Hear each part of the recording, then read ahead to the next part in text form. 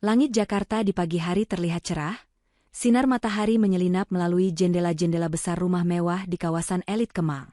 Di dalam rumah bergaya modern minimalis itu, Maya berdiri di depan cermin besar di kamar utama, menata rambutnya yang panjang dan berkilau. Wanita berusia 35 tahun ini tersenyum kecil, memandang bayangannya dengan kepuasan. Gaun sederhana namun elegan yang dikenakannya memamerkan sosoknya yang ramping, hasil dari rutinitas yoga dan pola hidup sehat yang telah menjadi bagian dari hidupnya selama bertahun-tahun. Hari ini adalah hari spesial, ulang tahun pernikahan mereka yang ke-12. Di ruang makan, aroma kopi segar dan roti panggang memenuhi udara. Dua anak mereka, Arga, 10 tahun, dan Lila, 7 tahun, sudah duduk di meja makan, sibuk dengan sarapan mereka.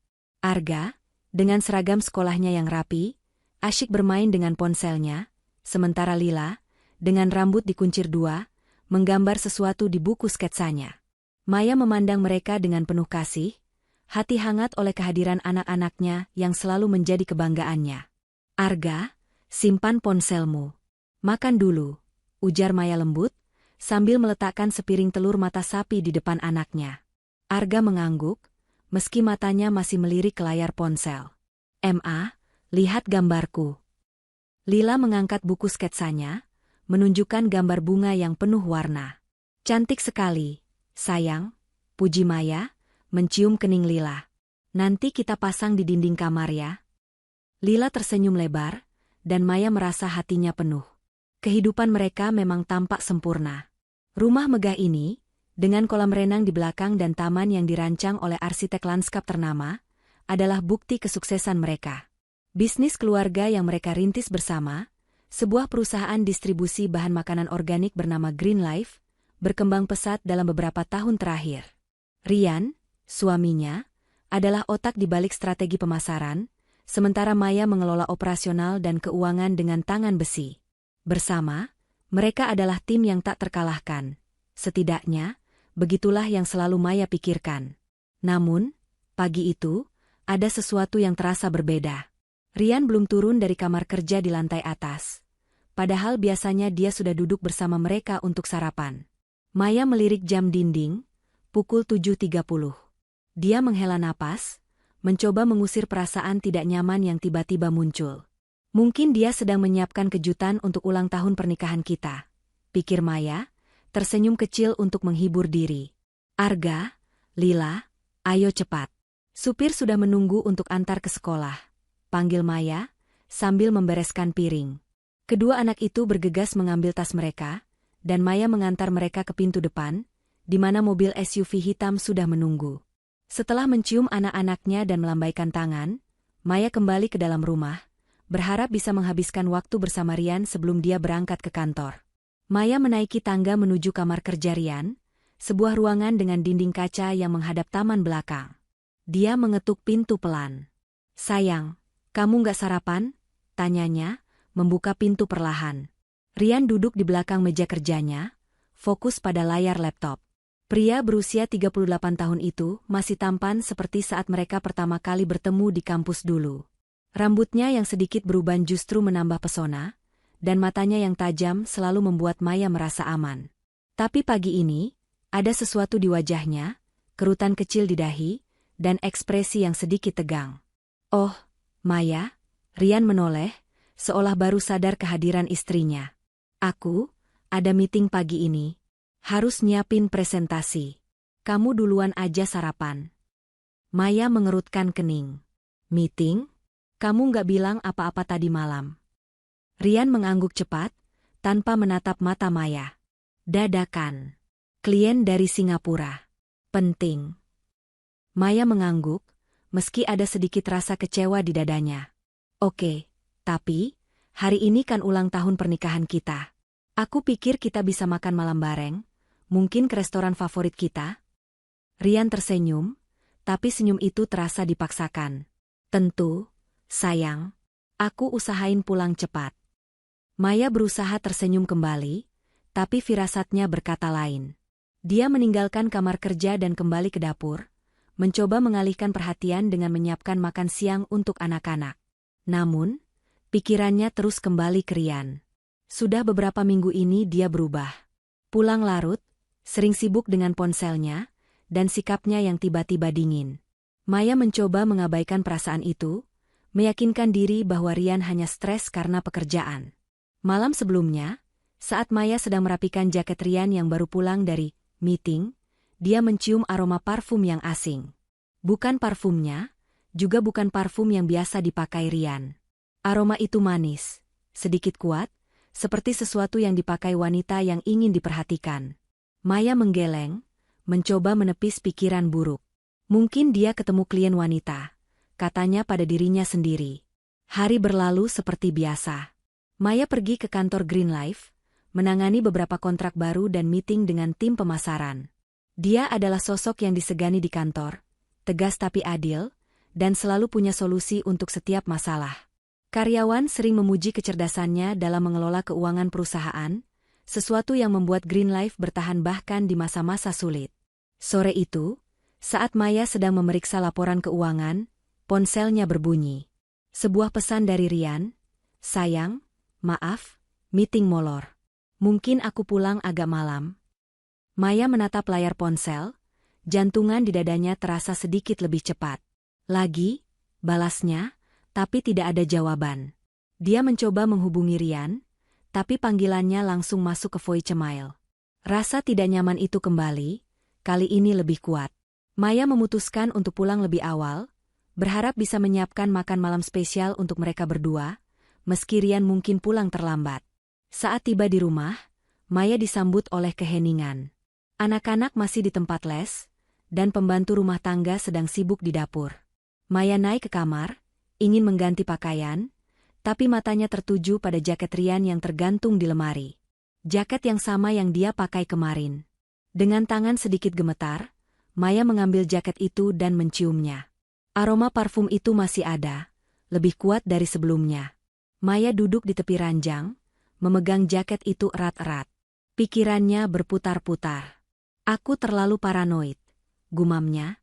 Tapi di lubuk hatinya, dia tahu ada sesuatu yang salah. Dia membuka laci meja rias Rian, berharap menemukan jawaban, atau setidaknya, ketenangan. Di antara tumpukan kertas dan pena, dia menemukan selembar kertas kecil, seperti struk. Itu adalah struk dari sebuah restoran mewah di pusat kota, bertanggal 2 hari lalu. Nama restoran itu bukan tempat yang biasa mereka kunjungi bersama. Dan di sudut struk, ada coretan kecil dengan tulisan tangan, "Terima kasih, sayang L." Maya merasa dunia di sekitarnya berhenti berputar. L? Siapa L? Pikirannya dipenuhi pertanyaan, tapi tidak ada jawaban. Dia menyimpan struk itu di sakunya, bertekad untuk mencari tahu apa yang sedang terjadi. Malam itu, saat Rian akhirnya pulang, jam 11 malam, Maya sudah menunggu di ruang tamu. Dengan lilin yang dia nyalakan untuk ulang tahun pernikahan mereka sudah meleleh separuh. "Sayang, maaf banget," kata Rian, meletakkan tas kerjanya. Meetingnya panjang, dan... "Rian," potong Maya, suaranya pelan tapi tegas. "Kamu dari mana?" Rian terdiam, matanya menghindari tatapan Maya. "Kantor, tadi aku bilang kan? Klien dari Singapura." Maya mengangguk perlahan, tapi hatinya berteriak bahwa ada sesuatu yang disembunyikan. "Selamat ulang tahun pernikahan," katanya akhirnya, suaranya hampir pecah. Dari sebelumnya, cahaya matahari yang masuk melalui jendela ruang makan tidak lagi terasa hangat, melainkan seperti menyorot rahasia yang ingin disembunyikan. Maya duduk di meja makan, menyeruput kopi yang sudah mulai dingin, sambil memandang Arga dan Lila yang sibuk bercanda tentang serial kartun favorit mereka. Tawa anak-anaknya biasanya cukup untuk menghibur hatinya, tapi pagi ini, pikirannya terpaku pada struk restoran yang dia temukan semalam, dan tulisan, "Terima kasih, sayang L," yang terngiang di kepalanya seperti lagu yang tak bisa berhenti diputar. Rian turun dari kamar kerja, mengenakan setelan jas yang rapi seperti biasa. Wajahnya tampak tenang, tapi Maya memperhatikan gerakan kecil yang tidak biasa. Matanya yang sesekali melirik ponsel, jari-jarinya yang gelisah saat mengambil roti panggang. "Pagi, sayang," sapa Rian, mencium pipi Maya dengan cepat sebelum duduk. Gestur itu terasa mekanis, seperti kewajiban, bukan kasih sayang. "Pagi," jawab Maya, Suaranya datar. Dia memaksakan senyum, tapi matanya tak bisa berbohong. Dia ingin bertanya tentang struk itu, tentang parfum asing di jaketnya, tapi ada bagian dirinya yang takut mendengar jawaban. "Kamu ada meeting lagi hari ini?" tanya Maya, berusaha terdengar santai. Rian mengangguk tanpa menatapnya, sibuk mengoleskan mentega pada rotinya. "Iya, ada klien baru. Mungkin agak malam lagi." "Lagi?" Kata itu keluar dari mulut Maya sebelum dia bisa menahannya. Nada suaranya sedikit lebih tajam dari yang dia inginkan, dan Rian akhirnya menatapnya, alisnya sedikit terangkat. "Ada apa, Mei? Kamu kok terdengar? Nggak suka?" Rian meletakkan pisau di tangannya, nadanya penuh defensif. Maya menghela napas, mencoba menenangkan diri. "Bukan gitu. Cuma, aku merasa kamu akhir-akhir ini jarang di rumah. Aku kangen kita ngobrol kayak dulu." Dia berhenti sejenak, mencari kata-kata yang tepat. "Dan, ulang tahun pernikahan kita kemarin, kamu bahkan gak ingat." Rian menghela napas panjang, seolah kesal. "Maya, aku bilang maaf, kan? Kerjaan lagi banyak. Kamu tahu sendiri Green Life lagi ekspansi. Aku nggak bisa santai-santai." Maya ingin mempercayainya, tapi firasatnya berkata lain. Dia memilih diam, tidak ingin memulai pertengkaran di depan anak-anak. Setelah Rian berpamitan dan berangkat ke kantor, Maya membawa Arga dan Lila ke mobil untuk diantar ke sekolah. Di dalam mobil, dia mencoba fokus pada obrolan ringan dengan anak-anaknya, tapi pikirannya terus kembali ke struk itu. "El, siapa El?" gumamnya dalam hati. Hari itu, di kantor Green Life, Maya berusaha menenggelamkan diri dalam pekerjaan. Dia memeriksa laporan keuangan, menandatangani kontrak, dan mengadakan rapat dengan tim pemasaran. Tapi di sela-sela kesibukannya, dia tidak bisa mengabaikan perasaan gelisah yang terus menggerogoti. Saat makan siang, dia duduk di ruangannya, menatap ponselnya. Rian tidak mengirim pesan apapun, padahal biasanya dia akan mengirimkan pesan singkat, sekadar menanyakan kabar atau mengingatkan Maya untuk makan. Hari ini, tidak ada apa-apa. Maya membuka galeri foto di ponselnya, menatap foto keluarga mereka saat liburan ke Bali tahun lalu. Rian tersenyum lebar di foto itu, memeluk Maya dan anak-anak di tepi pantai. "Apa yang berubah, Rian?" bisik Maya pada dirinya sendiri. Dia tiba-tiba teringat sesuatu, ponsel Rian.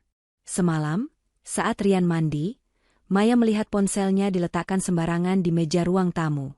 Dia tidak pernah memeriksa ponsel suaminya sebelumnya. Itu bukan kebiasaannya.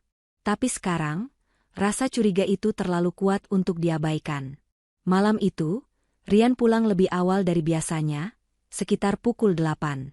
Maya sudah menyiapkan makan malam, berharap bisa menciptakan suasana yang hangat seperti dulu. Tapi saat mereka duduk di meja makan, suasana terasa kaku. Rian terus memeriksa ponselnya, mengetik sesuatu dengan cepat, lalu mengunci layar dengan tergesa-gesa saat Maya meliriknya. "Siapa yang kamu SMS-an? Kok sibuk banget?" tanya Maya, berusaha terdengar santai, meski jantungannya mulai cepat. Rian mengangkat bahu. "Cuma klien. Mereka minta revisi proposal." Maya mengangguk, tapi matanya tertuju pada ponsel Rian yang diletakkan di samping piringnya. Layar ponsel itu menyala sesaat, dan Maya melihat sekilas nama di notifikasi, Lisa. Jantungannya seperti berhenti. "Lisa? Siapa Lisa?" tanya Maya, suaranya sedikit bergetar. Rian langsung mengambil ponselnya dan memasukkannya ke saku. "Cuma kolega di kantor." "Kamu nggak kenal?" jawabnya cepat, terlalu cepat. Dia bangkit dari meja, mengambil piringnya yang masih setengah penuh. "Aku capek, Mei. Aku mau istirahat dulu." Maya hanya bisa menatap punggung Rian yang berjalan menuju kamar. Dia merasa seperti ada dinding tak visible yang kini berdiri di antara mereka. Malam itu, saat Rian tertidur, Maya tidak bisa menahan diri lagi. Dia bangkit dari ranjang, berjalan pelan menuju meja tempat Rian meletakkan jaketnya. Dengan tangan gemetar, dia memeriksa saku jaket itu, berharap menemukan petunjuk lain. Tidak ada apa-apa, kecuali sebuah tanda terima parkir dari sebuah kafe mewah di Senopati, tempat yang tidak pernah mereka kunjungi bersama. Maya duduk di sofa ruang tamu, menatap tanda terima itu. Tanggalnya sama dengan struk restoran yang dia temukan sebelumnya. Apa yang kamu sembunyikan, Rian? Gumamnya. Dia merasa seperti sedang berdiri di tepi jurang. Tidak yakin apakah dia ingin melompat untuk mencari tahu kebenaran atau berbalik dan berpura-pura semuanya baik-baik saja. Keesokan harinya, Maya memutuskan untuk lebih proaktif. Dia menghubungi sahabatnya, Dina, seorang wanita energik yang selalu punya cara untuk membuat Maya merasa lebih kuat. Mereka bertemu di sebuah kafe kecil di dekat kantor. Dina mendengarkan cerita Maya dengan penuh perhatian. Alisnya terangkat saat Maya menyebutkan nama, Lisa, dan parfum asing itu. "Mei, kamu harus cari tahu," kata Dina tegas. "Jangan biarkan firasatmu ini cuma jadi bayang-bayang. Kalau Rian gak berselingkuh, dia gak akan keberatan kamu tanya-tanya, kan?"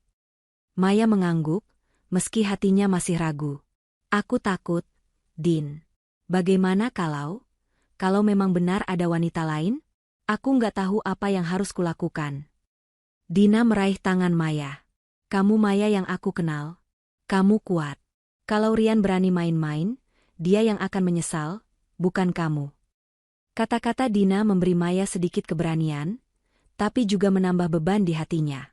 Malam itu, saat Rian pulang, Maya memutuskan untuk bertanya langsung. Dia menunggu di ruang tamu, dengan tanda terima parkir dan struk restoran di tangannya. "Rian, kita perlu bicara," kata Maya. Suaranya tegas tapi penuh emosi. "Aku menemukan ini di jaketmu. Dan aku tahu ada nama Lisa di ponselmu. Siapa dia?" Rian menatapnya dengan ekspresi yang campur aduk. Marah, kesal, dan ketakutan. "Maya, kamu ngapain sih ngubek-ngubek barangku? Kamu nggak percaya sama aku?" "Bukan soal percaya atau tidak, Rian. Aku cuma ingin tahu kebenaran. Kamu berubah. Dan aku nggak bodoh," balas Maya, suaranya mulai meninggi. Rian menghela napas, menggosok wajahnya dengan tangan. "Lisa cuma kolega, Mei. Kamu kok jadi paranoid gini? Aku kerja mati-matian buat keluarga kita, dan kamu malah nuduh aku macam-macam." Maya merasa dadanya sesak. Dia ingin mempercayai Rian, tapi setiap kata yang keluar dari mulut suaminya terasa seperti kebohongan. "Kalau cuma kolega, kenapa kamu nggak cerita apa-apa? Kenapa ada parfum di jaketmu? Kenapa kamu pulang larut setiap hari?" Rian bangkit dari sofa, wajahnya memerah. "Cukup, Maya. Aku capek dengan interogasi ini." Dia berjalan menuju kamar, meninggalkan Maya yang masih memegang struk itu dengan tangan gemetar. Hari itu dimulai dengan rutinitas yang sama, tapi bagi Maya, setiap detik terasa seperti menapaki ladang ranjau. Dia berusaha menjaga wajahnya tetap tenang di depan Arga dan Lila, mengantar mereka ke sekolah dengan senyum yang dipaksakan. Namun, di dalam hatinya, badai emosi bergolak. Pertengkaran kecil dengan Rian semalam meninggalkan luka yang tak terlihat. Dan nama, Lisa, terus menghantui pikirannya seperti bayangan yang tak mau pergi. Maya tahu dia tidak bisa terus berpura-pura bahwa semuanya baik-baik saja. Dia membutuhkan jawaban. Sore itu, setelah menyelesaikan pekerjaan di kantor Green Life, Maya memutuskan untuk pergi ke kafe di Senopati, tempat struk dan tanda terima parkir itu berasal. Dia tidak tahu apa yang dia cari, tapi firasatnya mendorongnya untuk bertindak.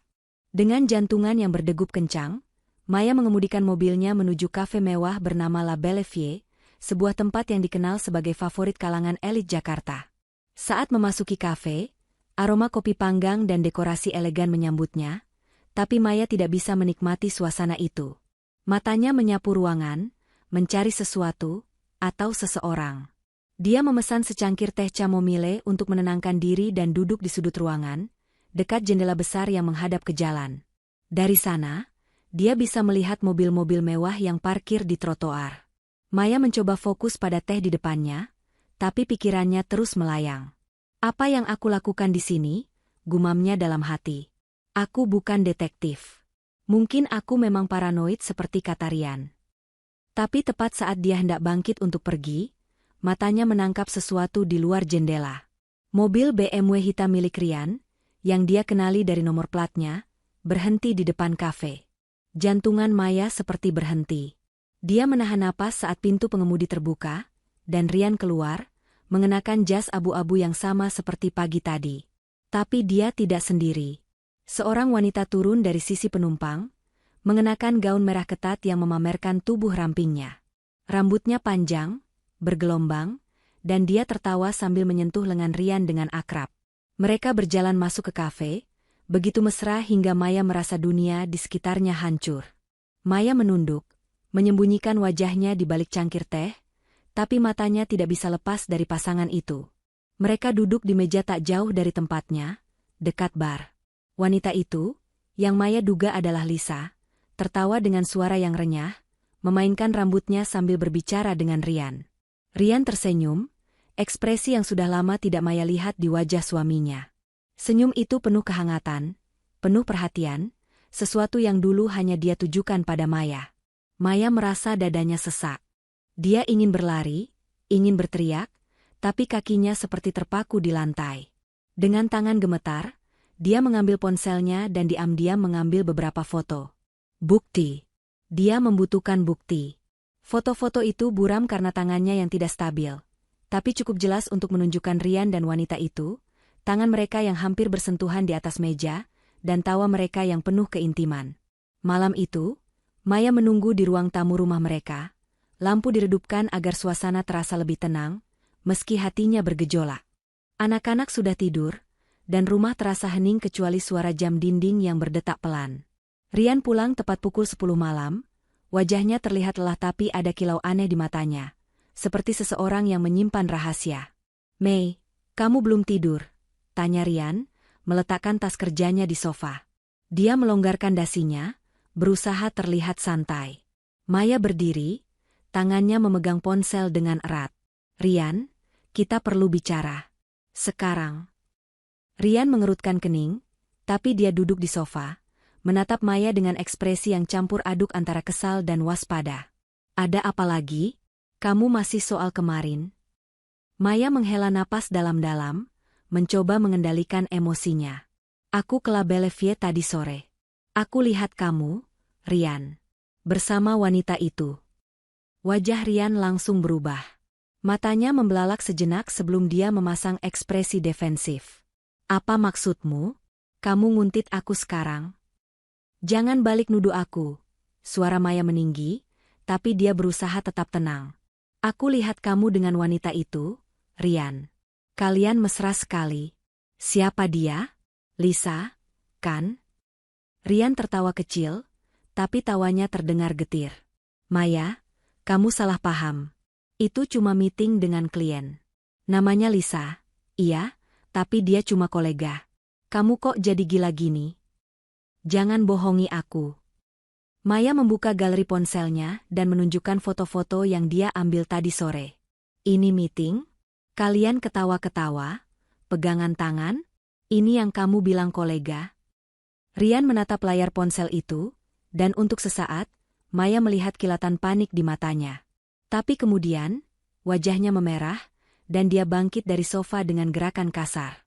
"Kamu ngapain foto-foto aku, Maya? Kamu nggak percaya sama aku, ya? Aku kerja keras buat keluarga ini, dan kamu malah main detektif." Maya tidak mundur. Dia menatap Rian dengan mata berkaca-kaca, tapi suaranya tegas. "Aku nggak bodoh, Rian. Aku tahu ada sesuatu yang kamu sembunyikan. Kalau kamu nggak berselingkuh, kenapa kamu nggak jujur dari awal? Kenapa ada parfum di jaketmu? Kenapa ada struk dengan tulisan, 'Sayang'?" Rian menggenggam tangannya erat, wajahnya penuh kemarahan. "Kamu nggak menghargai aku, Maya. Aku capek. Tahu? Aku kerja buat kamu, buat anak-anak, dan ini balasan yang aku dapat? Tuduhan? Kamu nggak tahu apa yang aku alami." "Jangan coba-coba alihkan pembicaraan," bentak Maya, air matanya mulai mengalir. "Aku lihat sendiri, Rian. Aku lihat kamu dengan dia." Dan kemudian, dalam sekejap yang terasa seperti mimpi buruk, Rian melangkah maju, tangannya terangkat, dan sebuah tamparan keras mendarat di pipi Maya. Suara tamparan itu bergema di ruang tamu yang hening, dan Maya terhuyung, tangannya memegang pipi yang kini terasa panas. Dia menatap Rian dengan mata penuh keterkejutan dan rasa sakit, tidak percaya dengan apa yang baru saja terjadi. Jangan pernah nuduh aku lagi, teriak Rian, suaranya mengguncang. Lisa lebih menghargai aku daripada kamu. Kamu cuma bisa nyanyi soal kecurigaanmu, tapi kamu nggak pernah lihat usaha aku. Kata-kata itu menusuk hati Maya seperti pisau. Dia tidak bisa bergerak, tidak bisa berbicara. Air matanya mengalir deras, tapi dia tidak mengeluarkan suara. Rian, seolah menyadari apa yang baru saja dia lakukan, terdiam sejenak, napasnya berat. Tapi dia tidak meminta maaf. Sebaliknya, dia mengambil jaketnya dan berjalan keluar rumah, meninggalkan Maya yang berdiri sendirian di ruang tamu. Maya ambruk ke sofa, tangannya masih memegang pipi yang memanas. Rasa sakit fisik tidak seberapa dibandingkan dengan luka di hatinya. Suaminya, pria yang dia cintai selama 12 tahun, pria yang dia pikir akan selalu melindunginya, baru saja menamparnya, dan demi membela wanita lain. Nama, Lisa, kini bukan lagi sekadar bayangan. Dia adalah kenyataan pahit yang menghancurkan dunia Maya. Malam itu, Maya tidak tidur.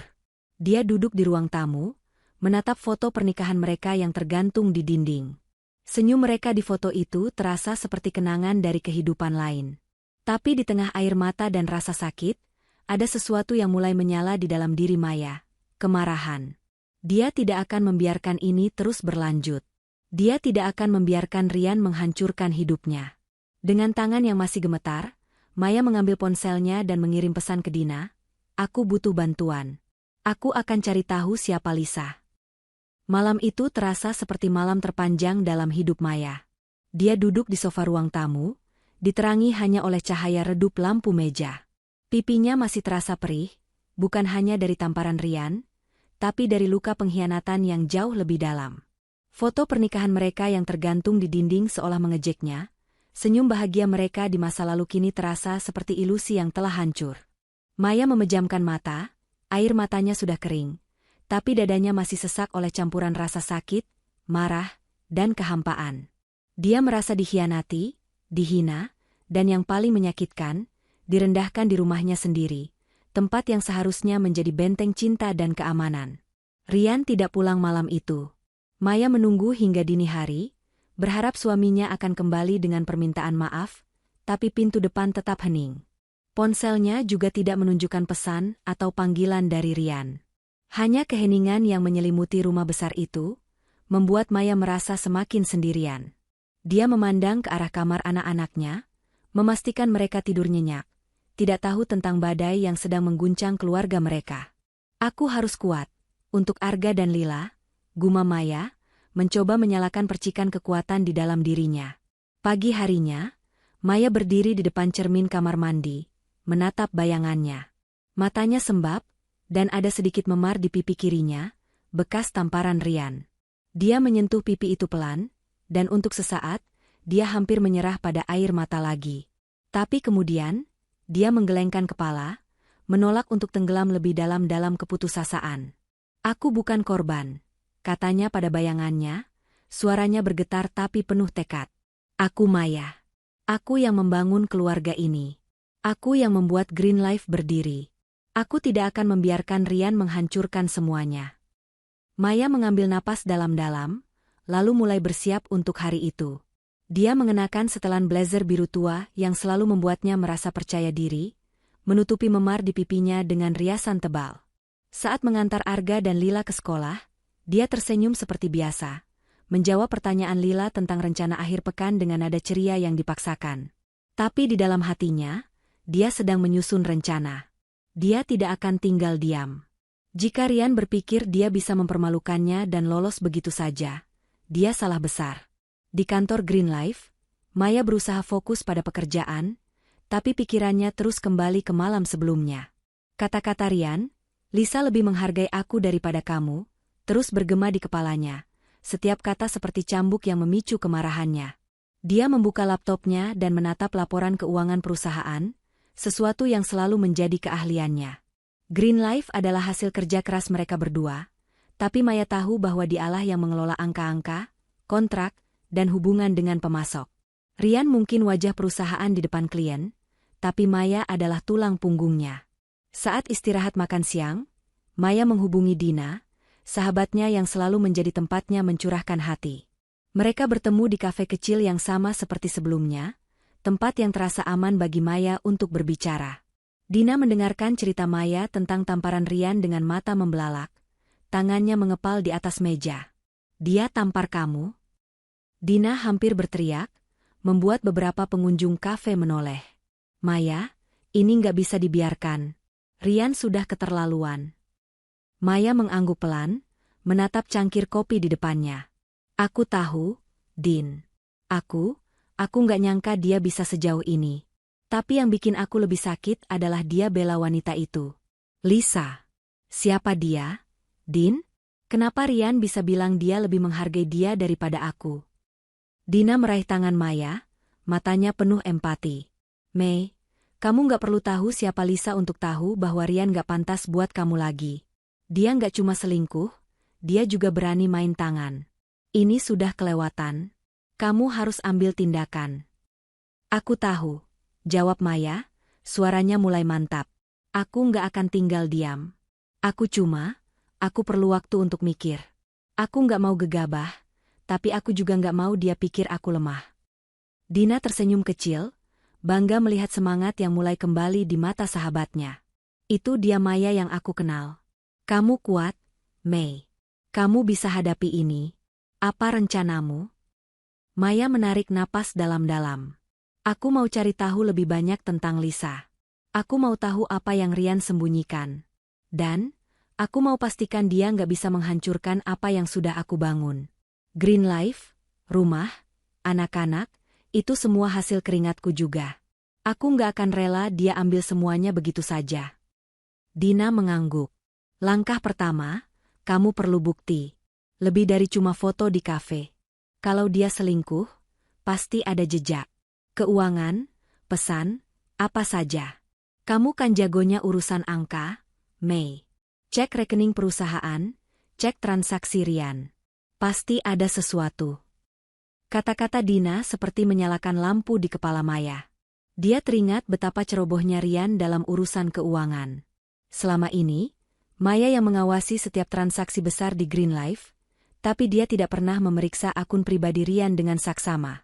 "Kamu benar," kata Maya, matanya menyipit. "Kalau dia pakai uang perusahaan untuk apapun yang berhubungan dengan Lisa, aku akan tahu." Malam itu, setelah anak-anak tidur, Maya duduk di kamar kerjanya, sebuah ruangan kecil di lantai atas yang jarang dia gunakan. Dia membuka laptop dan masuk ke sistem keuangan Green Life. Dengan hati-hati, dia mulai menelusuri transaksi yang dilakukan Rian dalam beberapa bulan terakhir. Sebagian besar adalah pengeluaran rutin, makan malam dengan klien, perjalanan bisnis, biaya pemasaran. Tapi kemudian, dia menemukan sesuatu yang aneh. Beberapa transfer kecil, masing-masing beberapa juta rupiah, ke rekening yang tidak dia kenali. Nama penerima tidak tertera, tapi nomor rekening itu bukan milik pemasok atau klien yang biasa mereka tangani. Maya mencatat nomor rekening itu, lalu membuka folder dokumen pribadi Rian yang tersimpan di cloud perusahaan. Dia merasa sedikit bersalah karena mengintip, tapi kemarahannya mengalahkan rasa bersalah itu. Di antara file-file presentasi dan kontrak, dia menemukan dokumen yang tidak biasa. Sebuah bukti transfer ke sebuah agen properti untuk pembayaran apartemen di kawasan SCBD. Jantungan Maya berdegup kencang. "Apartemen? Kami nggak pernah bicara soal beli properti baru," gumamnya. Dia mencetak dokumen itu dan menyimpannya di laci terkunci. Bukti itu, meski belum cukup untuk menuduh Rian secara langsung, adalah langkah pertama. Maya tahu dia harus bergerak dengan cerdas, tidak hanya dengan emosi. Dia tidak ingin hanya membalas dendam. Dia ingin memastikan bahwa Rian merasakan konsekuensi dari pengkhianatannya. Sebelum tidur, Maya menghubungi pengacara keluarga mereka, Bima, seorang pria yang dikenal karena ketajamannya dalam menangani kasus properti dan keuangan. Dia membuat janji untuk bertemu keesokan harinya, bertekad untuk memahami haknya atas aset keluarga. Banyak dari aset Green Life dan properti mereka terdaftar atas nama Maya, karena dia yang mengurus legalitas di awal pernikahan mereka. Itu adalah keuntungan yang sekarang terasa seperti senjata rahasia. Saat Maya akhirnya merebahkan diri di ranjang, dia menatap langit-langit kamar, pikirannya berputar-putar. Rasa sakit masih ada, tapi di balik itu, ada api yang mulai menyala. Dia bukan lagi hanya istri yang terluka, dia adalah wanita yang siap melawan. Kamu pikir aku lemah, Rian? Bisiknya dalam hati. Tapi kamu salah. Aku akan buktikan bahwa aku lebih kuat dari yang kamu kira. Cahaya pagi menyelinap melalui celah-celah tirai di kamar Maya, tapi dia sudah bangun sejak subuh. Malam sebelumnya, dia hampir tidak tidur. Pikirannya dipenuhi oleh dokumen transfer misterius dan bukti pembayaran apartemen yang dia temukan di sistem keuangan Green Life. Maya tahu bahwa setiap petunjuk yang dia temukan adalah langkah menuju kebenaran, dan dia bertekad untuk menggali lebih dalam. Rasa sakit dari tamparan Rian masih terasa, bukan hanya di pipinya yang kini memudar memarnya, tapi di hatinya yang terluka. Namun, kemarahan dan tekadnya kini lebih kuat daripada keputusasaan. Maya berdiri di depan cermin, mengenakan setelan blazer abu-abu yang elegan, rambutnya ditata rapi untuk menyembunyikan kekacauan batinnya. Dia ingin terlihat kuat, bukan hanya untuk dirinya sendiri, tapi juga untuk anak-anaknya dan untuk pertemuan penting dengan pengacara mereka, Bima, hari ini. Saat mengantar Arga dan Lila ke sekolah, Maya memasang senyum terbaiknya, menjawab celotehan Lila tentang proyek seni di sekolah dengan antusias. Tapi di dalam mobil, saat anak-anak sibuk dengan ponsel dan buku mereka, Maya mengepalkan tangan di atas kemudi, berjanji pada dirinya sendiri bahwa dia tidak akan membiarkan Rian menghancurkan keluarga mereka. Di kantor Green Life, Maya bergerak dengan hati-hati. Dia tahu Rian mungkin tidak menyadari bahwa dia sedang menyelidiki, dan dia ingin menjaga keunggulan itu. Setelah rapat pagi dengan tim pemasaran, Maya mengunci pintu ruangannya dan kembali ke laptopnya. Dengan fokus yang tajam, dia mulai memeriksa lebih banyak transaksi keuangan perusahaan, mencari pola yang tidak wajar. Dia menemukan beberapa transfer lagi ke rekening yang sama yang dia temukan sebelumnya, totalnya mencapai puluhan juta rupiah dalam beberapa bulan terakhir. Yang lebih mencurigakan, transfer itu dilakukan melalui akun cadangan yang jarang digunakan, yang hanya dia dan Rian yang memiliki aksesnya. Rian, apa yang kamu lakukan dengan uang ini? Gumam Maya, mencatat setiap detail dalam buku kecil yang dia simpan di laci terkunci. Dia juga menemukan beberapa email dari Rian ke seorang agen properti, membahas pembelian unit untuk investasi pribadi. Maya tahu itu bohong. Mereka selalu membahas investasi properti bersama, dan tidak pernah ada rencana untuk membeli apartemen di SCBD. Maya mencetak semua dokumen yang relevan, menyimpannya dalam map coklat yang dia bawa ke pertemuan dengan Bima. Pengacara itu, seorang pria berusia 50-an dengan wajah ramah tapi mata yang tajam, menyambut Maya di kantornya di bilangan Sudirman. Ruangan itu sederhana tapi elegan, dengan dinding penuh buku hukum dan sertifikat. Bima menawarkan Maya secangkir teh, tapi Maya terlalu gelisah untuk menikmatinya. Jadi, Maya, apa yang membawa kamu ke sini? Tanya Bima, bersandar di kursinya. Kamu bilang ini soal aset keluarga. Maya mengangguk.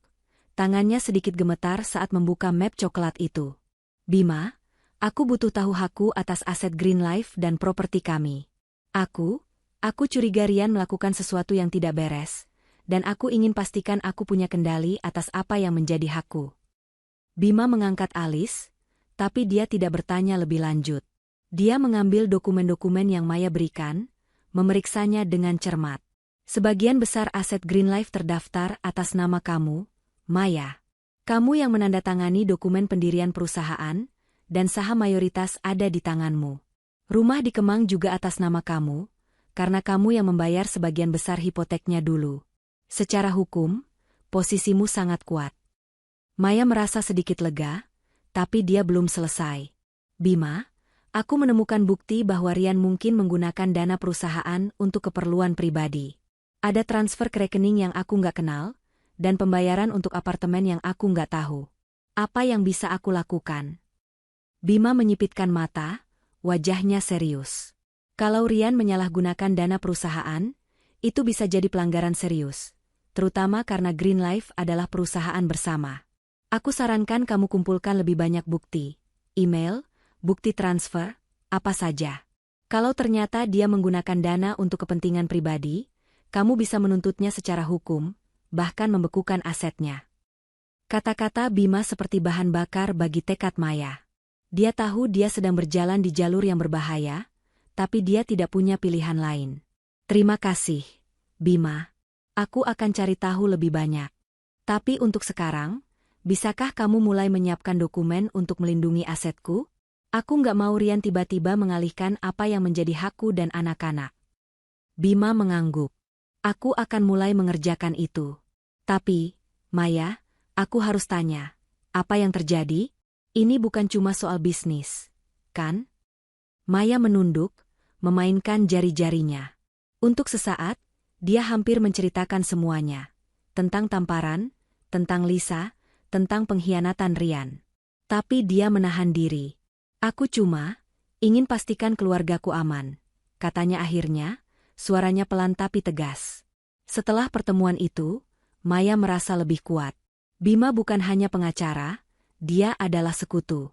Tapi Maya tahu dia juga membutuhkan dukungan emosional. Malam itu, dia mengundang Dina dan ibunya, Ibu Sari, ke rumah untuk makan malam. Ibu Sari, seorang wanita berusia 60 tahun yang selalu menjadi pilar kekuatan dalam hidup Maya, langsung tahu ada sesuatu yang salah saat melihat wajah putrinya. "Mei, apa yang terjadi?" tanya Ibu Sari, tangannya memegang bahu Maya dengan lembut. "Kamu kelihatan nggak seperti biasanya." Maya mencoba tersenyum, tapi air matanya mengkhianati. Di depan Dina dan ibunya, dia akhirnya menceritakan semuanya. Tentang kecurigaannya, tentang Lisa, tentang tamparan Rian. Ibu Sari menarik napas tajam, matanya penuh kemarahan, sementara Dina mengepalkan tangan, wajahnya memerah. "Rian berani tampar kamu?" Ibu Sari menggelengkan kepala, suaranya penuh kekecewaan. "Aku pikir dia pria baik, Mei. Tapi ini nggak bisa diterima." Dina menimpali, "Kamu harus lawan, Mei. Jangan biarkan dia pikir dia bisa lolos dengan ini. Kamu punya kami di belakangmu." Maya mengangguk, merasa hangat oleh dukungan mereka. "Aku tahu. Aku nggak akan diam. Aku sedang kumpulkan bukti, dan aku sudah bicara sama Bima. Aku nggak mau anak-anak terluka dalam proses ini." Ibu Sari memeluk Maya erat. "Kamu kuat, Maya. Kamu selalu kuat.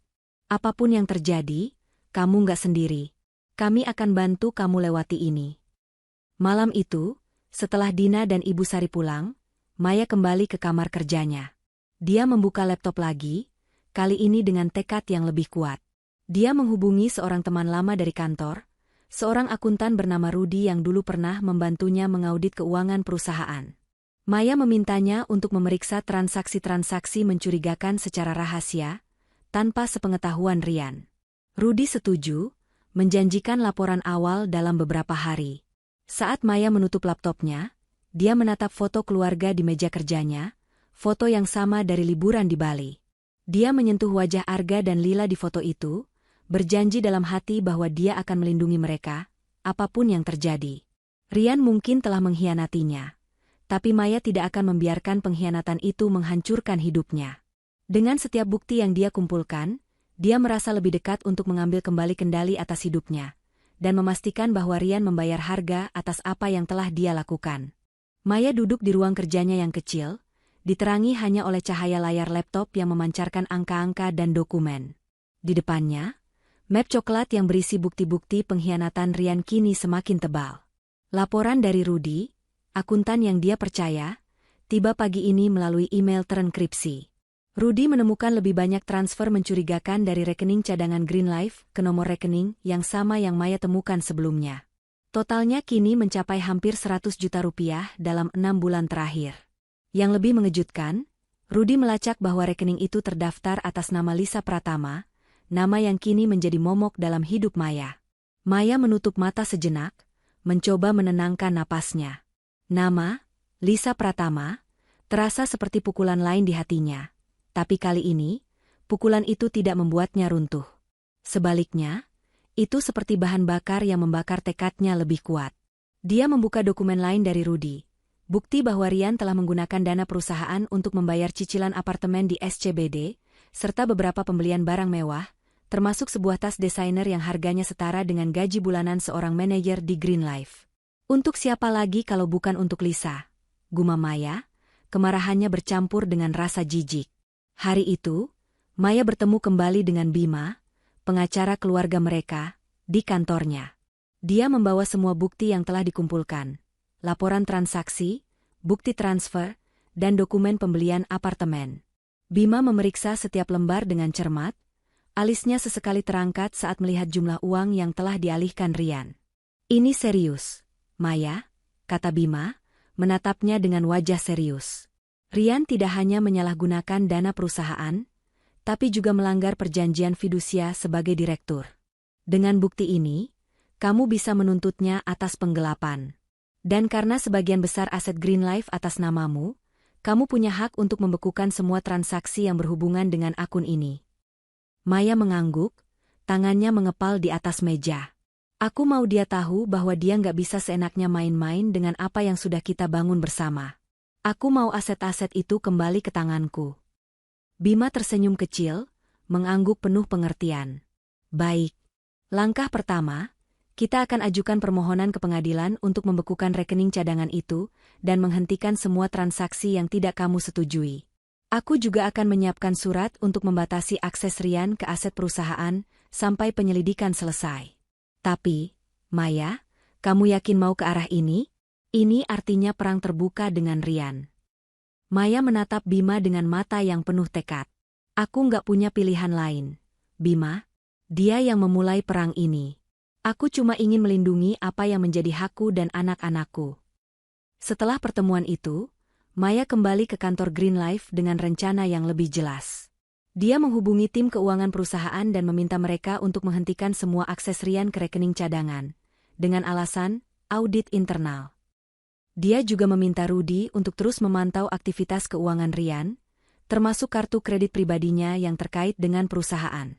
Maya tahu dia harus bergerak cepat, sebelum Rian menyadari apa yang sedang terjadi. Malam itu, saat Rian pulang ke rumah, Maya sudah menyiapkan makan malam seperti biasa, berusaha menjaga suasana normal di depan Arga dan Lila. Tapi dia bisa melihat ketegangan di wajah Rian. Dia tampak gelisah, sering memeriksa ponselnya, dan hampir tidak berbicara selama makan malam. Maya memperhatikan setiap gerak-geriknya, mencari tanda-tanda bahwa dia mulai curiga. Tapi Rian tampak terlalu sibuk dengan pikirannya sendiri untuk menyadari bahwa Maya sedang merencanakan sesuatu. Setelah anak-anak tidur, Maya duduk di ruang tamu, menunggu kesempatan untuk berbicara dengan Rian. Dia ingin melihat reaksinya, ingin tahu seberapa jauh Rian akan berbohong.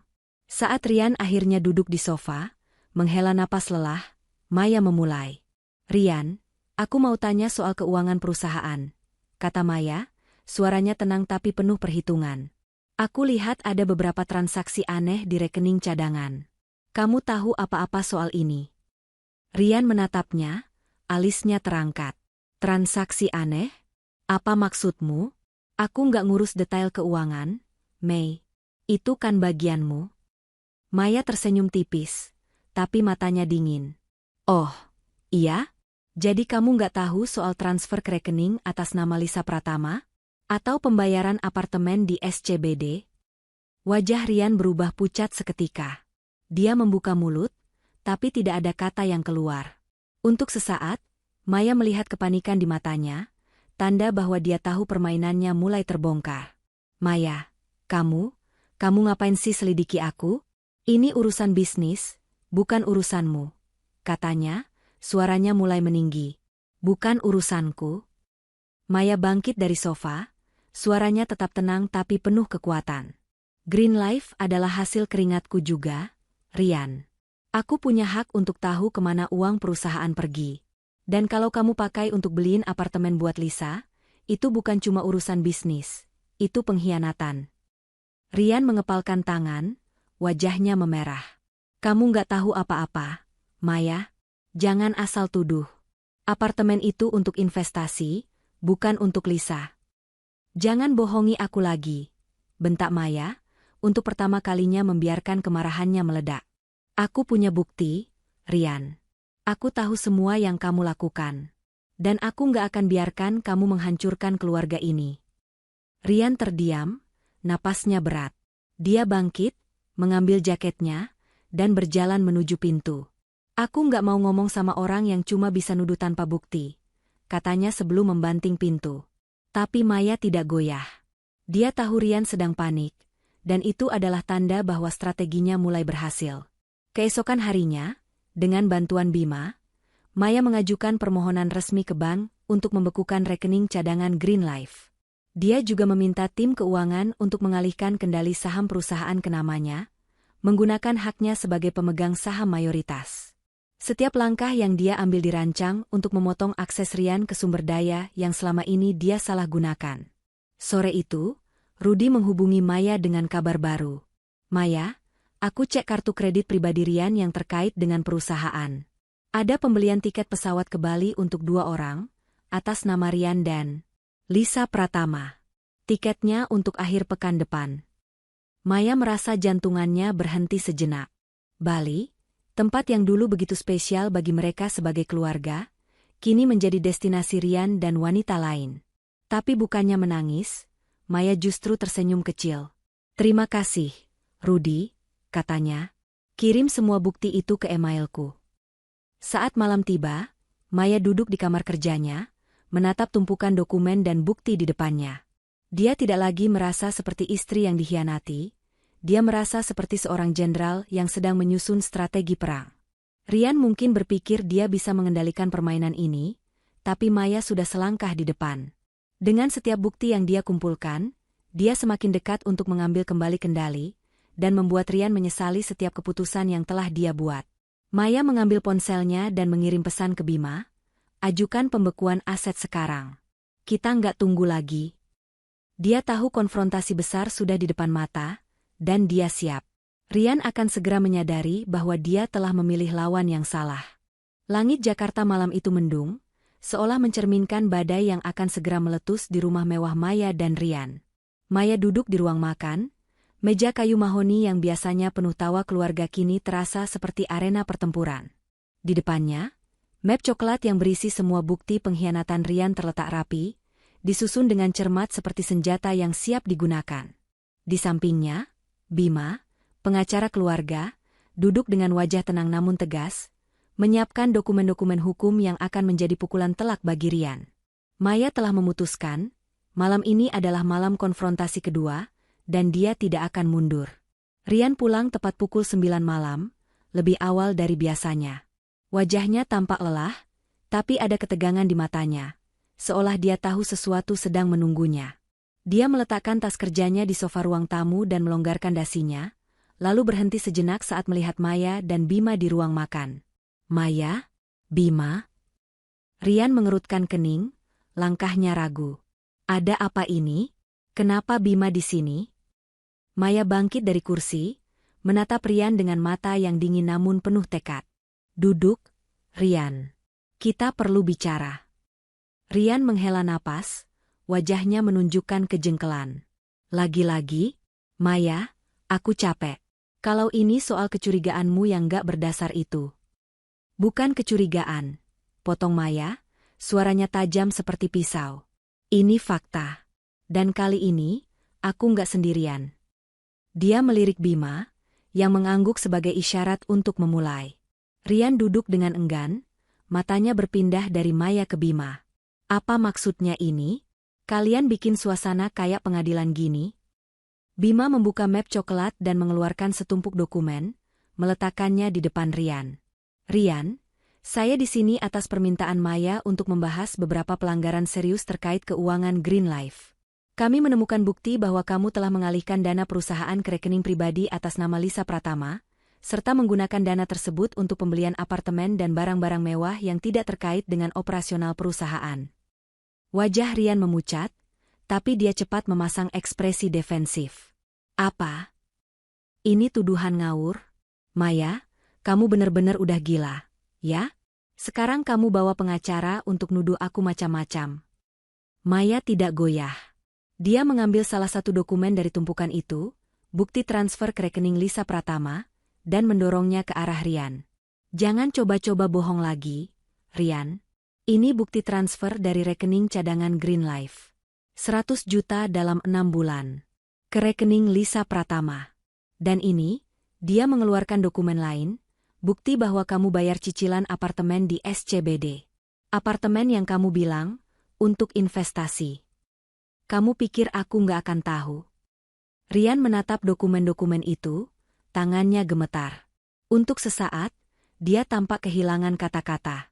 Tapi kemudian, seperti kebiasaannya, dia kembali menyerang. Kamu ngapain ngubek-ngubek urusan pribadiku, Maya? Ini urusan perusahaan, dan aku punya hak untuk. Kamu nggak punya hak apa-apa, bentak Maya, suaranya menggema di ruang makan yang hening. Green Life adalah milik kita berdua, tapi saham mayoritas atas namaku. Aku yang urus keuangan, aku yang bikin perusahaan ini bertahan. Dan kamu? Kamu cuma pakai uang itu untuk selingkuhanmu. Rian bangkit dari kursi, wajahnya memerah. Jangan berani-berani bilang Lisa selingkuhan. Kamu nggak tahu apa-apa tentang dia.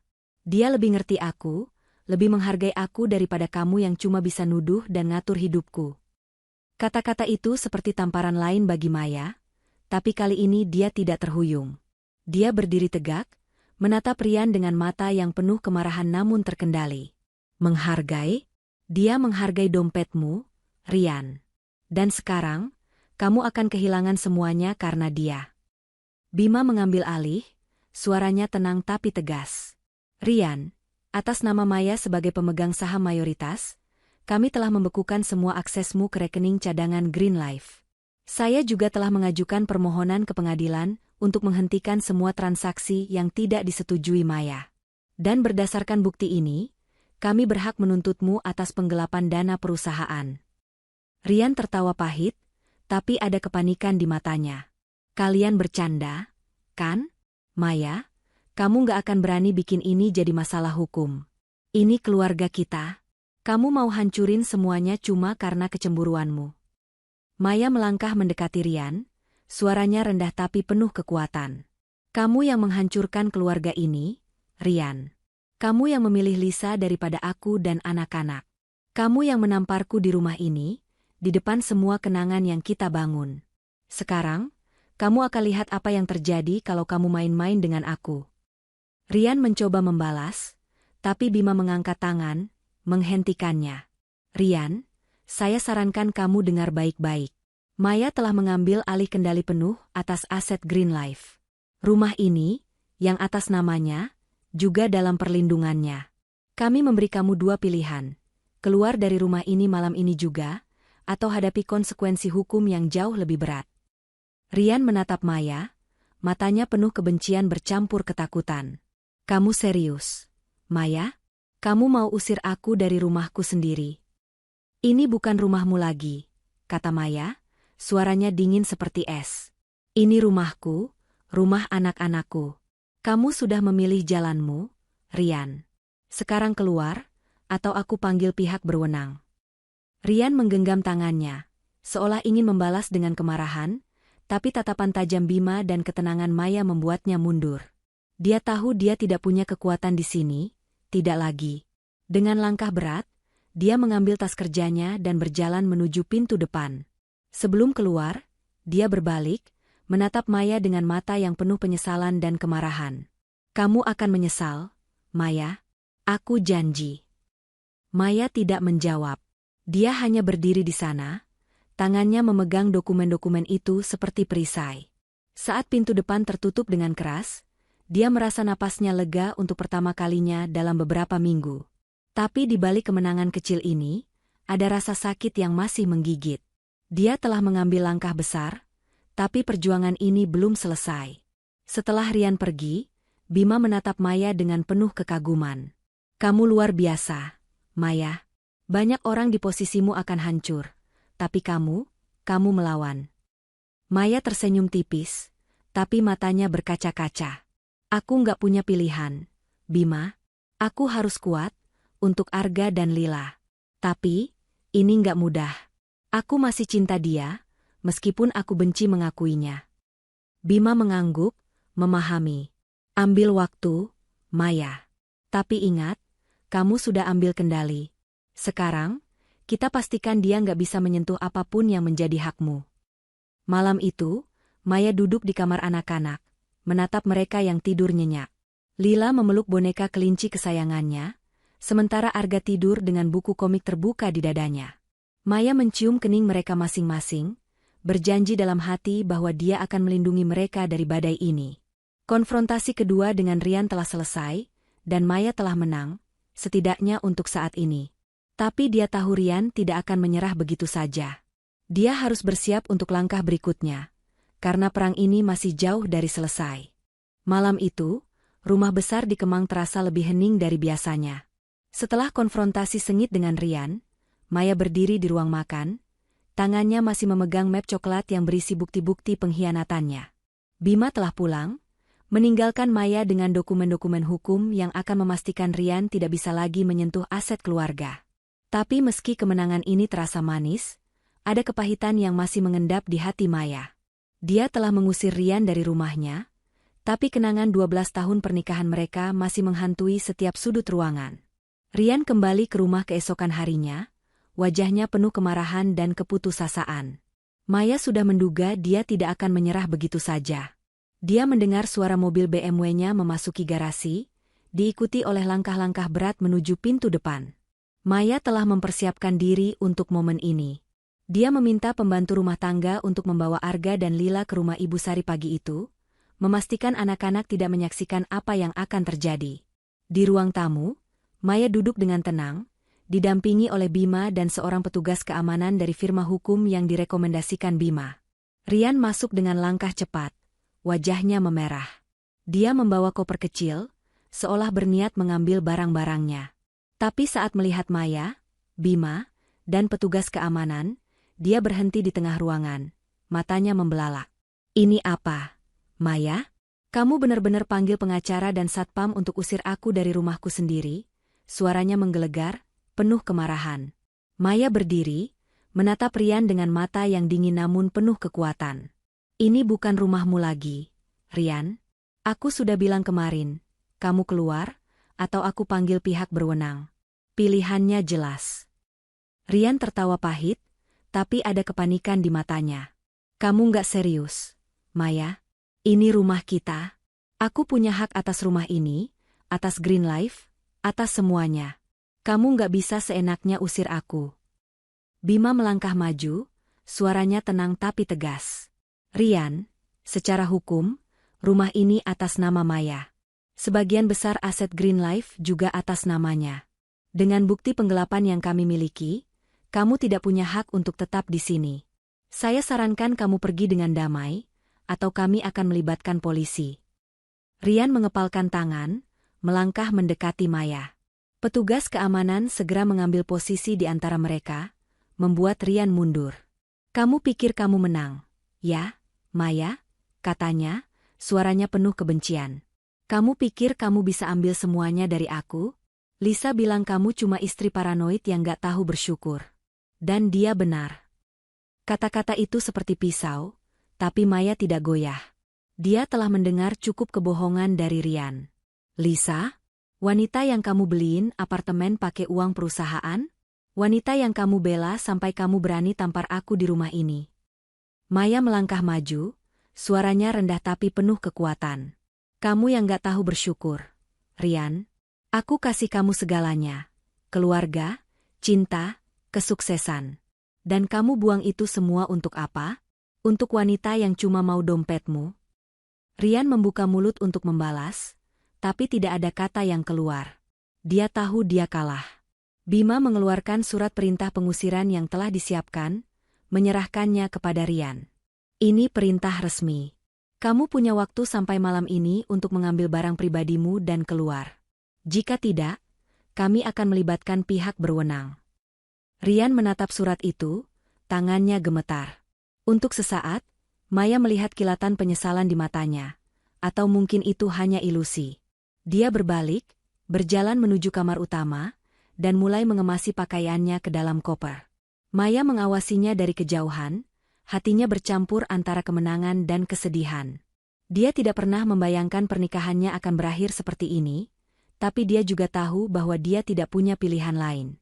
Saat Rian selesai mengemas, dia berhenti di pintu depan, koper di tangannya. Dia menatap Maya, wajahnya penuh kemarahan yang bercampur dengan keputusasaan. Kamu akan menyesal, Maya. Aku janji. Kamu nggak akan bisa hidup tanpa aku. Maya tidak menjawab segera. Dia melangkah mendekati pintu, berdiri di ambang rumah yang dulu mereka bangun bersama. Aku sudah hidup tanpa kamu sejak kamu memilih Lisa, Rian, katanya, suaranya pelan tapi penuh keyakinan. Sekarang pergilah. Dan jangan pernah kembali. Rian menatapnya untuk terakhir kali, lalu berbalik dan berjalan menuju mobilnya. Saat pintu depan tertutup, Maya merasa beban di dadanya sedikit terangkat, tapi air mata akhirnya mengalir. Dia bukan menangis karena kehilangan Rian, tapi karena kehilangan mimpi tentang keluarga sempurna yang dulu dia pegang erat. Petugas keamanan dan Bima meninggalkan rumah, memberi Maya ruang untuk menenangkan diri. Malam itu, Maya duduk di balkon rumah, menatap langit Jakarta yang dipenuhi bintang-bintang redup. Dia memikirkan anak-anaknya, yang masih di rumah Ibu Sari, tidak tahu tentang badai yang baru saja melanda keluarga mereka. Dia memikirkan Green Life, perusahaan yang akan dia pimpin sendiri mulai sekarang. Dan dia memikirkan dirinya sendiri, wanita yang pernah merasa hancur, tapi kini berdiri lebih kuat dari sebelumnya. Maya mengambil ponselnya dan mengirim pesan ke Dina. Rian sudah pergi. Aku menang, Din. Tapi kenapa rasanya masih sakit? Dina membalas dalam hitungan detik. Kamu menang karena kamu kuat, Mei. Sakit itu wajar, tapi kamu akan sembuh. Kami di sini buat kamu. Maya tersenyum kecil, merasa hangat oleh dukungan sahabatnya. Dia tahu perjuangan ini belum selesai. Rian mungkin akan mencoba melawan, dan Lisa mungkin masih menjadi bayangan di hidupnya. Tapi untuk pertama kalinya, Maya merasa dia punya kendali. Rumah ini, anak-anaknya, bisnisnya, semuanya adalah miliknya, dan dia tidak akan membiarkan siapapun mengambilnya lagi. Saat angin malam menyapu wajahnya, Maya menutup mata, membiarkan kesedihan dan kemenangan bercampur dalam hatinya. Dia telah mengusir Rian dari hidupnya, tapi dia tahu ini hanyalah awal dari babak baru. Dan dia siap menghadapi apapun yang akan datang, dengan kepala tegak dan hati yang perlahan mulai sembuh. Cahaya matahari pagi menyelinap melalui jendela-jendela besar rumah Maya di Kemang, membawa kehangatan yang sudah lama tidak dia rasakan. 2 minggu telah berlalu sejak malam dramatis ketika Rian diusir dari rumah, dan meskipun luka di hati Maya masih terasa, dia mulai menemukan ritme baru dalam hidupnya. Rumah yang dulu penuh dengan ketegangan kini terasa lebih damai, seolah beban pengkhianatan Rian telah ikut pergi bersama koper yang dia bawa malam itu. Maya berdiri di dapur, menyiapkan sarapan untuk Arga dan Lila, sambil mendengarkan tawa mereka yang riang dari ruang makan. Anak-anaknya adalah alasan utama dia terus melangkah maju, dan dia bertekad untuk memberikan mereka kehidupan yang stabil meski tanpa ayah mereka. Maya telah mengambil alih kendali penuh atas Green Life, perusahaan yang dia dan Rian bangun bersama. Dengan bantuan Bima, pengacara keluarga, dia memastikan bahwa semua aset perusahaan dan pribadi yang atas namanya tetap aman dari jangkauan Rian. Tim keuangan, yang kini dipimpin oleh Rudy, bekerja di bawah arahan Maya untuk membersihkan jejak-jejak penggelapan yang dilakukan Rian. Maya juga mulai merekrut manajer baru untuk mengisi posisi yang dulu dipegang Rian, memastikan bahwa Green Life tidak hanya bertahan, tapi berkembang lebih pesat dari sebelumnya. Di kantor, Maya menjadi sosok yang semakin disegani. Karyawan yang awalnya khawatir tentang masa depan perusahaan setelah kepergian Rian kini, melihat Maya sebagai pemimpin yang tegas namun inspiratif. Dia menghabiskan hari-harinya dengan rapat, negosiasi dengan klien baru, dan merancang strategi ekspansi ke pasar internasional.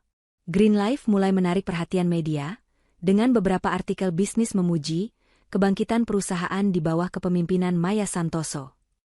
Setiap kali membaca artikel seperti itu, Maya merasa sedikit lebih kuat, seolah dunia mengakui bahwa dia tidak hanya bertahan, tapi menang. Namun, di tengah kesibukannya, ada satu kejadian tak terduga yang mengguncang ketenangan Maya.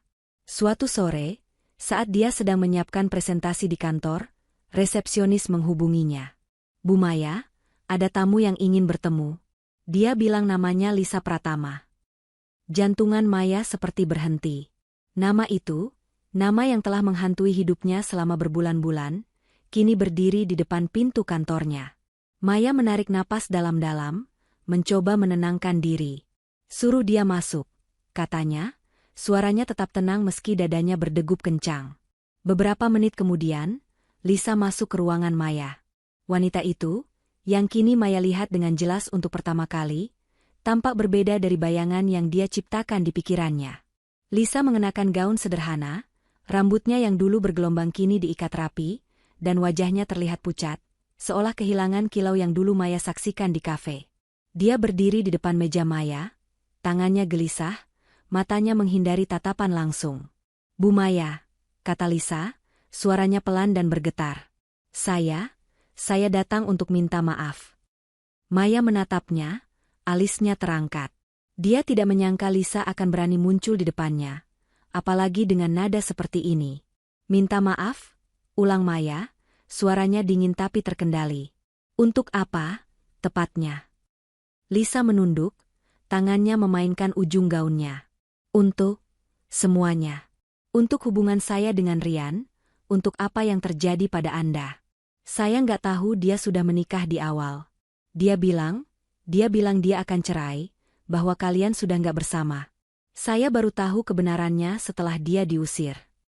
Maya tertawa kecil, tapi tawanya penuh kepahitan. "Jadi sekarang, setelah dia kehilangan segalanya, kamu datang minta maaf? Kamu pikir itu akan mengubah apa yang sudah kamu dan Rian lakukan?" Lisa menggeleng cepat, air mata mulai menggenang di matanya. "Saya tahu saya salah. Saya nggak minta Anda memaafkan saya, tapi saya cuma ingin bilang bahwa Rian, dia juga ninggalin saya. Setelah Anda bekukan rekeningnya, dia bilang dia nggak punya apa-apa lagi. Dia pergi, dan saya nggak tahu harus kemana." Maya menatap Lisa, mencoba mencari kebohongan di wajahnya, tapi yang dia lihat hanyalah wanita yang terlihat hancur, sama seperti dirinya beberapa minggu lalu. Tapi Maya tidak merasa iba. "Kamu pikir aku peduli dengan nasibmu, Lisa?" katanya, suaranya tajam. "Kamu tahu Rian punya istri, punya anak, tapi kamu tetap memilih untuk jadi bagian dari pengkhianatannya. Sekarang kamu tanggung sendiri akibatnya." Lisa mengangguk pelan, air matanya jatuh ke lantai. "Saya mengerti. Saya cuma ingin Anda tahu bahwa saya menyesal." Dia berbalik, berjalan menuju pintu dengan langkah gontai, lalu menghilang dari ruangan. Maya duduk kembali di kursinya, tangannya gemetar karena campuran kemarahan dan kepuasan. Dia tidak tahu apakah Lisa benar-benar menyesal, tapi itu tidak lagi penting. Yang penting, Maya telah mengambil kembali hidupnya. Lisa dan Rian kini hanyalah bayang-bayang dari masa lalu, dan Maya bertekad untuk tidak membiarkan mereka menghalangi langkahnya ke depan. Malam itu, Maya membawa Arga dan Lila ke taman bermain favorit mereka. Dia duduk di bangku, menonton anak-anaknya berlari dan tertawa di ayunan. Untuk pertama kalinya dalam waktu yang lama, Maya merasa damai. Dia mulai belajar mencintai dirinya sendiri lagi, menemukan kekuatan dalam kesendiriannya. Dia tidak lagi merasa seperti istri yang dikhianati, tapi seperti wanita yang telah bangkit dari abu pengkhianatan. Di rumah, Maya menghubungi Dina dan Ibu Sari, menceritakan pertemuannya dengan Lisa. Keduanya mendukung keputusan Maya untuk tidak memaafkan, tapi juga mengingatkannya untuk fokus pada masa depan. "Kamu sudah menang, Mei," kata Dina melalui telepon. "Sekarang waktunya hidup untuk dirimu sendiri dan anak-anak." Maya tersenyum, merasa hangat oleh dukungan mereka. Dia tahu perjalanan ini belum selesai, tapi dia juga tahu bahwa dia telah menemukan kekuatan baru dalam dirinya. Green Life berkembang, anak-anaknya bahagia, dan dia, Maya, mulai menjadi versi terbaik dari dirinya sendiri. Dia telah bangkit dari abu, dan tidak ada yang bisa menghentikannya lagi. 6 bulan telah berlalu sejak malam ketika Maya mengusir Rian dari rumah mereka di Kemang. Langit Jakarta malam ini cerah, bintang-bintang berkilau di antara gemerlap lampu kota. Maya berdiri di balkon rumahnya, secangkir teh chamomile hangat di tangannya, menatap cakrawala dengan senyum kecil yang penuh makna.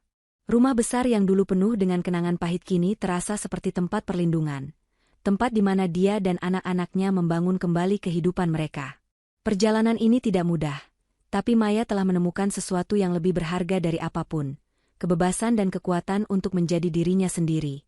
Green Life, perusahaan yang pernah menjadi simbol kerja kerasnya bersama Rian, kini mencapai puncak kesuksesan baru di bawah kepemimpinan Maya.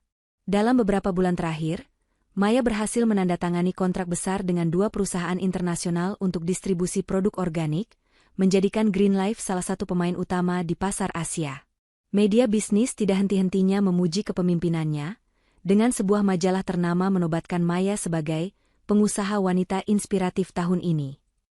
Artikel itu, yang kini terpajang dalam bingkai sederhana di ruang kerjanya, menjadi pengingat bahwa dia telah bangkit jauh lebih kuat dari yang pernah dia bayangkan.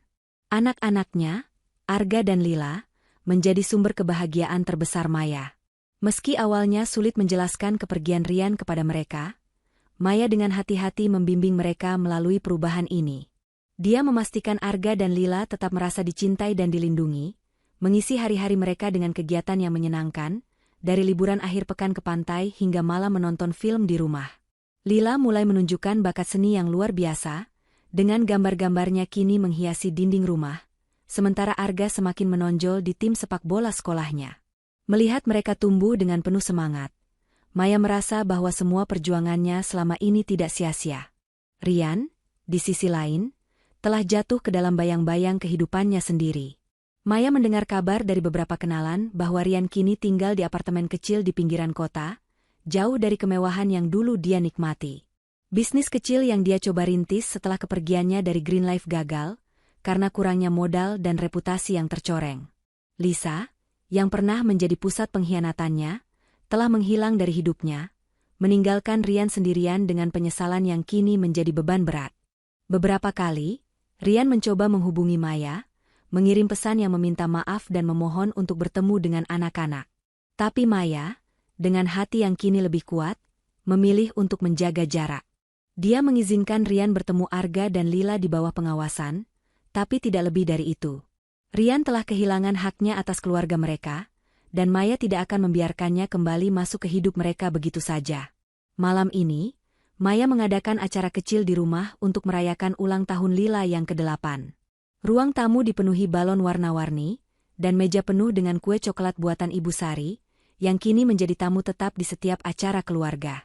Dina, sahabat setia Maya, hadir bersama suami dan anak-anaknya, membawa tawa dan kehangatan yang membuat rumah terasa hidup.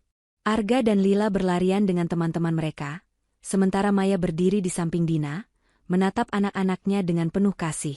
"Kamu lihat, Mei," kata Dina, menunjuk ke arah Lila yang sedang membuka kado dengan wajah berseri-seri. "Kamu kasih mereka kehidupan yang bahagia, meskipun semua yang udah kamu lalui. Kamu luar biasa." Maya tersenyum, matanya berkaca-kaca tapi penuh kebanggaan. "Aku nggak akan bisa sejauh ini tanpa kamu dan Ibu, Din. Kalian yang bikin aku percaya aku bisa bangkit." Dina memeluk Maya erat. "Kamu yang bikin dirimu bangkit, Mei. Kami cuma cheerleader. Kamu yang main di lapangan." Setelah acara selesai dan tamu-tamu pulang, Maya mengantar Arga dan Lila ke kamar mereka. Dia membacakan cerita untuk Lila, seperti kebiasaan mereka, dan mendengarkan Arga bercerita tentang mimpinya menjadi pemain sepak bola profesional. Saat keduanya tertidur, Maya kembali ke balkon, tempat favoritnya untuk merenung. Dia menatap langit malam, merasakan angin sejuk menyapu wajahnya. Di tangannya, dia memegang sebuah gelang perak sederhana, hadiah dari Rian di ulang tahun pernikahan mereka yang pertama. Dulu, gelang itu adalah simbol cinta mereka, tapi sekarang, itu hanya pengingat akan perjalanan yang telah dia lalui. Maya menghela napas, lalu melepaskan gelang itu dari pergelangan tangannya. Dia tidak lagi membutuhkan kenangan itu. Dengan gerakan lembut, dia meletakkan gelang itu di meja kecil di balkon, seolah melepaskan sisa-sisa masa lalu yang pernah mengikatnya. Dia tersenyum, merasa ringan, seperti burung yang akhirnya bebas dari sangkar. Di kejauhan, lampu-lampu kota berkelap-kelip, seolah merayakan kemenangan Maya. Dia telah merebut kembali hidupnya, tidak hanya dari Rian, tapi dari rasa sakit dan ketakutan yang pernah menguasainya. Green Life adalah bukti keberhasilannya, anak-anaknya adalah bukti cintanya, dan dirinya sendiri adalah bukti kekuatannya. Maya tahu bahwa hidup tidak akan selalu mudah. Akan ada hari-hari sulit, keraguan, dan mungkin luka baru. Tapi dia juga tahu bahwa dia mampu menghadapi semuanya. Dengan satu tarikan napas dalam, Maya berbisik pada dirinya sendiri, "Aku sudah menang. Dan aku akan terus menang." Dia melangkah kembali ke dalam rumah, menutup pintu balkon dengan lembut, siap untuk menghadapi babak baru dalam hidupnya sebagai wanita yang bebas, kuat, dan utuh.